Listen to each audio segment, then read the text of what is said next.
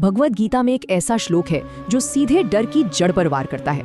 चलिए इसे समझते हैं। इसकी शुरुआत कृष्ण के शब्दों से नहीं बल्कि एक अंधे राजा के सवाल से होती है जो एक बड़े संकट की नींव है।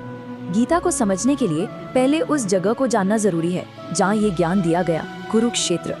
आर्कियोलॉजी भी यही बताती है कि ये सिर्फ कहानी नहीं बल्कि संघर्ष की एक असली जमीन थी। इस युद्ध भूमि को धर्म क्षेत्र भी कहा गया, यानी न्याय की भूमि, और ये नाम बहुत जरूरी है। संजय, जिनके पास दिव्य दृष्टि थी, दूर से ही राजा को युद्ध का हाल सुना रहे थे। और राजा पूछते हैं, इस पवित्र भूमि पर मेरे और पांडु के पुत्रों ने क्या किया? उनके शब्द ही उनका डर दिखाते हैं। वो कहते हैं, मेरे पुत्र और पांडु के पुत्र। पर मैदान में महान योद्धा अर्जुन भी हिम्मत हार चुके थे, बिल्कुल निराश और हताश।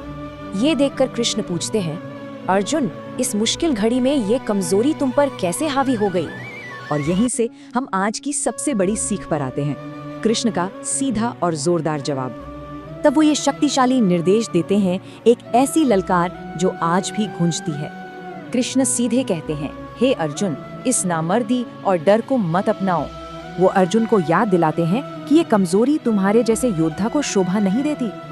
तो सार यही है, दिल की इस छोटी सी कमजोरी को छोड़ो और उठ खड़े हो। कृष्ण का ये संदेश एक झटका है। ये डर हमारी असली पहचान नहीं है।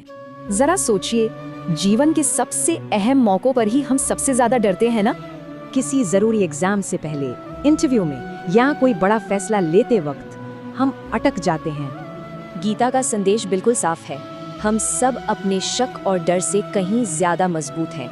तो अगली बार जब डर लगे तो ये 3 बातें याद रखनी है। ये श्लोक हमें कमजोर नहीं बल्कि निडर बनना सिखाता है।